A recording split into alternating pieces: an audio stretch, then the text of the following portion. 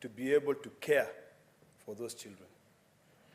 Mr. Speaker, hypothetically, suppose there is a child out there who needs what exactly we are proposing here, but cannot be given because we have failed to be able to bring proper negotiations on the table and putting those children ahead.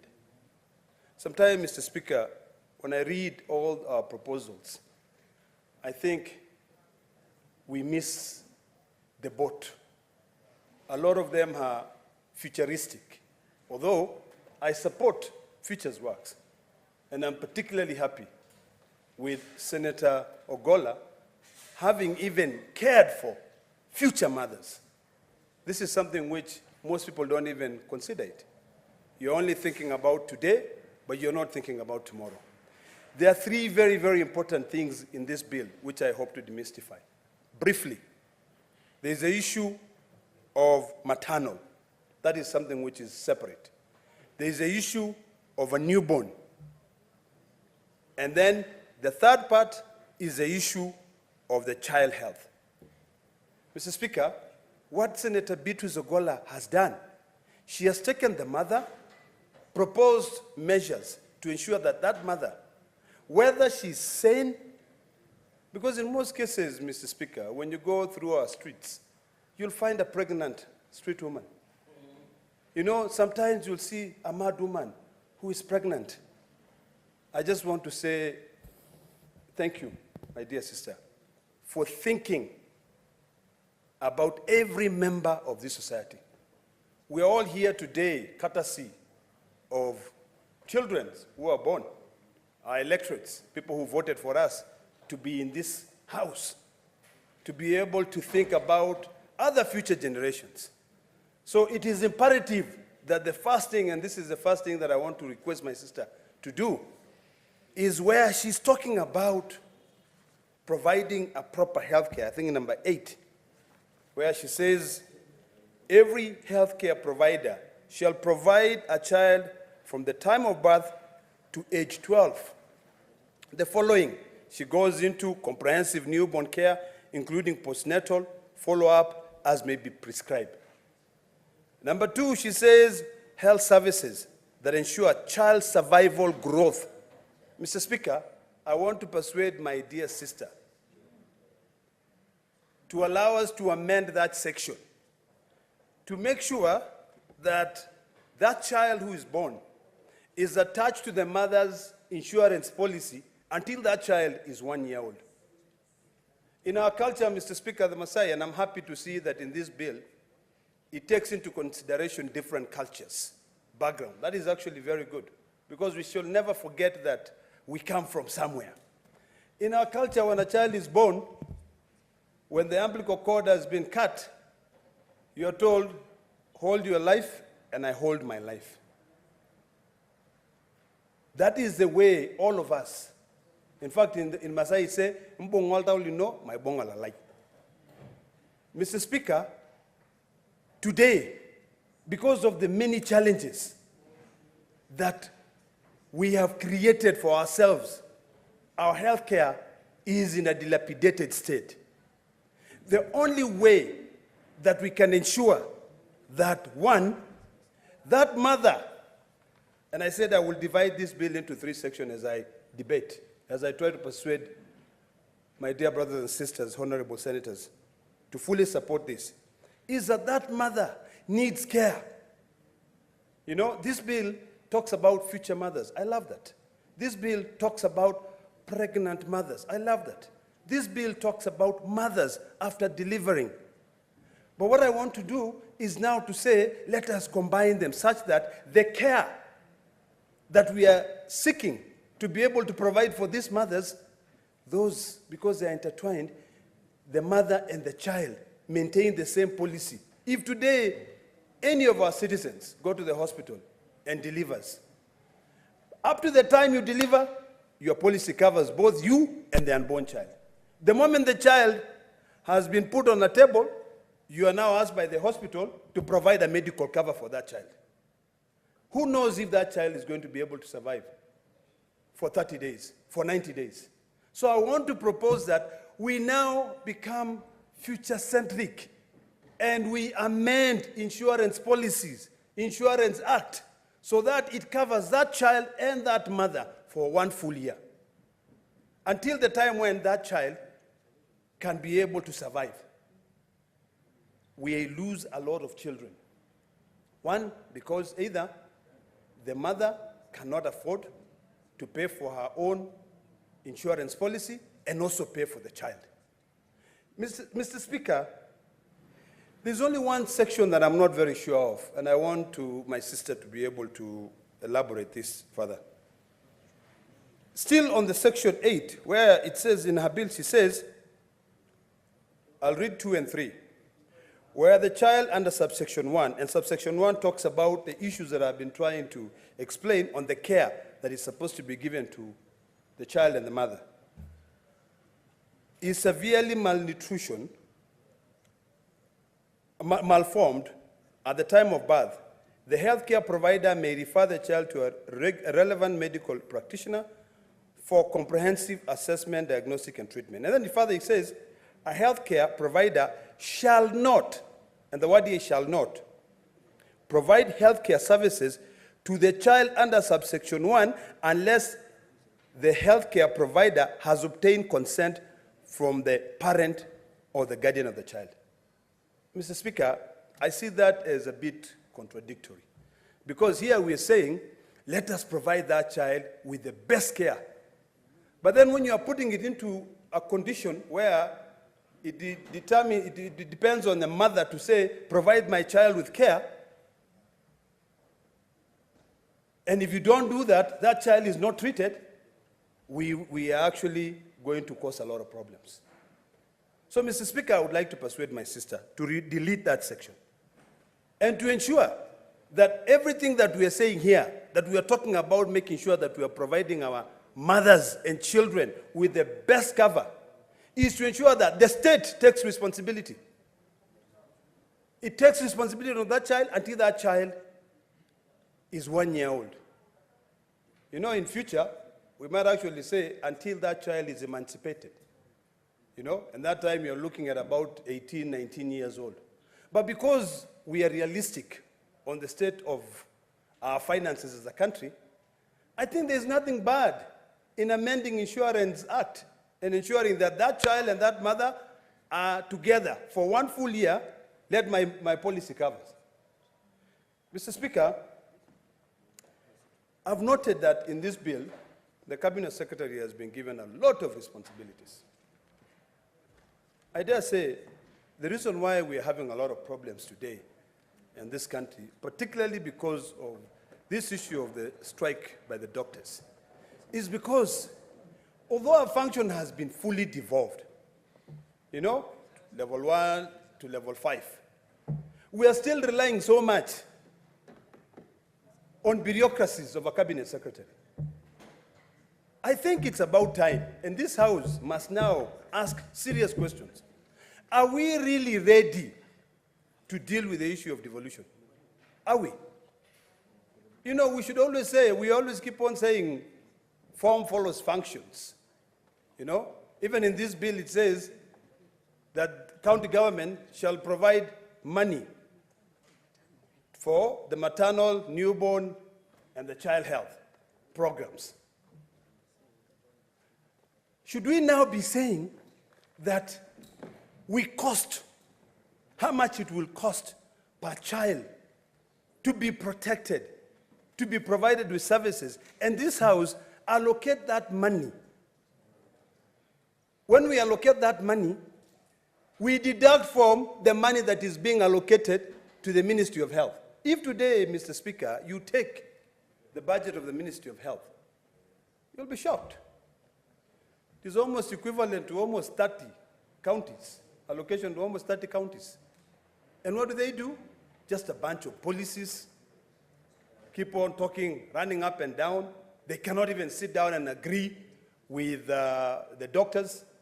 The person who is running that docket is completely incompetent, cannot even be able to sit down and have a discussion on issues that are affecting Kenyans. So let us not have double standard, Mr. Speaker. If we are here And we are here because of the interest of our people. We must then be able to legislate, knowing clearly the consequences and the non-intended consequences. Mr. Speaker, I know a lot of my colleagues want to contribute to this. I want to persuade my sister to relook at this bill, because I just really perused it a lot. And I realized that there are a lot of responsibilities that have been given to the Cabinet Secretary on this issue of health. And in the same bill, it talks about us respecting our cultures. Because our county governments have been divided based on, more say, cultures, or tribal groups and affiliations, apart from this business of nowadays where we say a county is cosmopolitan, just because of interest. I think we need to give more responsibilities to county governments. And we should literally start by allocating more money. The big problems we have in county governments today, Mr. Speaker, is being brought by the duplication of functions. Where the national government says, oh, let's come here within 48 hours or maybe within, let's say, a fortnight. We have passed a legislation on community health workers. And then, without actually thinking, when the national government goes there, the president says, we were going to pay these community health workers 50%. Now county governments also put 50%. County governors, they go, boop, they take the money without looking at the entire budget. We need to cost. We have institutions in this country that can be able to help us cost these services. We have KIPRA, we have the Commission of Revenue Allocation. These are independent bodies. And then once it is brought here, before we even vote, the first thing that each one of us should be reminded is that we are just a conveyor belt. You know, for us, we are moving. We are not going to live in this world forever. We'll be here today. We convey certain information. We help the community for future. It is about time that we start looking at everything, Mr. Speaker, being future-centric. You know, the United Nations talked about the SDGs. And in this country, the former president and the prime minister then, I think, came up with Vision 2030. And that Vision 2030, Mr. Speaker, I think has already been forgotten. Other countries are now saying Vision 2050. I think it's about time that all of us look at all that we want for this country and become realistic. And we move each and every function that has been devolved. We make sure that everyone who has got a fiduciary duty or responsibility, remember that they will not live in this world forever. Right now, all our hospitals are closed. Don't let anybody lie to you that hospitals are open. It is only us, the rich, who can be able to afford hospitals.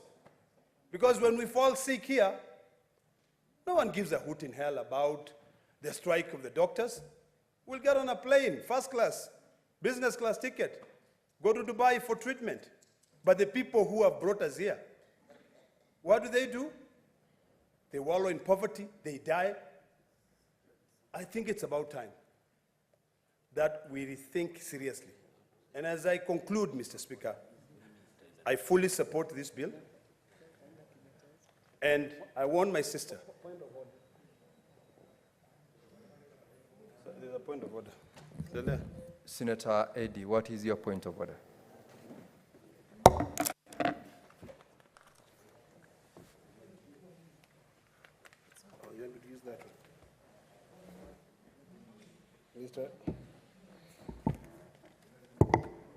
Mr. Speaker, I'm rising on a polite point of order. 114. My senior Senator Ledama, who is also my leader in the House, has talked about something that is very serious. And matters of healthcare are not easy to joke with. But I think that I know it's very emotive, but it's not in order for him to impute that all these members of parliament, when they are sick, they will go to London or Lisbon or to the US. I think there are few who might be very privileged, and I don't want to assume that he's one of them, because I know he's a very humble man. I know Senator Boni Alwale prefers being treated in Malinya, not in Lisbon. And I know that Senator Kajwang really loves being treated in Homa Bay. And I know that Senator Eddie Okech really prefers Migori hospitals. And I know that Senator Beatrice also likes being treated in Godquero, somewhere in Migori. Senator Amida was sick the other day, and I saw her very keen being treated in Kenyatta. So I think that maybe he wanted to talk about the executive, because the executive might have more affinity to going outside the country, but not these esteemed members of parliament. So I beg, through your indulgence, Mr. Speaker, that he withdraws that inference, that perhaps we might want to board planes Senator, and go very far. Thank you, Mr. Speaker. Senator Ledama Olekina, to the extent that you've made reference to the item on quote-unquote colleague senators and also matters on items which are not a subject of this bill, you out of order? Mr. Speaker. To the extent that has been raised by Senator Edi. Mr. Speaker, I think the best thing would have been to ask me whether I'm in order or I'm out of order. But I stand firmly with my position that we are hypocrites. Because when we fall sick, our policy can cater for us for up to 45 days outside this country. We have a commissioner here, and she can attest to that. So let us stop being hypocrites. Let us call a spade a spade. Right now, we are here when the doctors were out on the gate. We couldn't go. You know, we couldn't go. All of us could not go. I have attended it severally. A few of us have attended. But if we really care about the future of this country, we would have called off the sittings and we moved out to receive that petition. Mr. Speaker, as I conclude, because this point of order by my very good friend, Senator Eddie Okech, is frivolous. You know, Senator Olekina, remember the chair has ruled. And to that extent, the Speaker did indicate that to the extent of the point of order that had been raised, you are out of order. And therefore, Senator Okech, I'll not allow you to interrupt this. I want you to conclude by limiting yourself to what is relevant to this bill. Thank you, Mr. Speaker. I am very happy, and I'm happy to be informed by my brother, the Chief Whip. Please inform me. Thank you. Senator Khalalwe. Yes. Thank you, Mr. Speaker.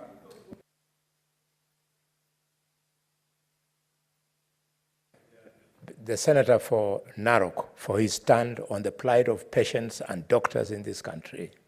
I would like to inform him that only this afternoon I rose on a point of order to draw the attention of the chair on what was going on outside, and he responded, and the chair of the Health Committee went and officially received the memorandum, which is now commendable. And through this information, Mr. Speaker, may I further appeal to the Speaker that those doctors standing out there, they are telling us that they recognize us as the only institution, constitutional, that is mandated to represent them as voters. And therefore, the Speaker should move further, table that memorandum in this House, because we have been waiting for a way in which the grievances of the doctors could come to the House, Now it has come through the committee, Mr. Speaker. Your information is made, Senator Khalalwe. Concluding. It can come so that we discuss it. Mr. Speaker, we want doctors to go back to the wards to treat the patients. We are tired of buying coffins and attending funerals for preventable deaths, Mr. Speaker. I speak this as the chief whip of the government, and I know that the President of the Republic of Kenya does not want a single person to die. He wants doctors to be in the hospital. If the problem is the minister, fix it. If the problem is the PS, fix it. If the problem is money, Parliament is there, let's vote for it. Doctors must be paid. Patients should stop dying like chicken, Mr. Speaker. I thank Senator Khalalwe, conclude. Senator Olekina, sorry. Thank you, Mr. Speaker. Mr. Speaker, let me appreciate the Chief Whip for informing me. I'm fully informed, and I was seated right here when he actually called the attention of the Speaker on the issue of the doctors. To that I say, Congole. Mr. Speaker, as I wind up, because my time has really been interfered with, please give me 1 minute, I finish. Because just add me 1 more minute. Conclude, Senator Let me Olekina. conclude, Mr. Speaker. Mr. Speaker, I want to end by saying this. I fully support this bill. And I hope as I support this bill, my dear sister will actually come to our Committee on Health so that when we are looking at this bill, we can be able to incorporate at the Committee of the Whole a few amendments that can be able to make this bill actually function. Because as it is, there are a lot of things that don't take care of this generation. They're very good, they take care of the future generation, which I support. But we need to really think about our priorities in this country. Health should be our #1 priority, Mr. Speaker. The challenges we have today. In fact, they'll even be made worse because we seem to have missed our priorities, even on this issue of the floods. There'll be so many people who will suffer from cholera, and a lot of them will be either newborn babies, mothers, and all of us. So let us be serious for once. And we all sit down together and say, enough is enough. Let us care for this country. Let us build. Senator Olekina, your time is up. The microphone is taken. Senator Deputy Majority Leader. Thank you, Mr. Speaker, sir, for giving me this opportunity. I also rise to support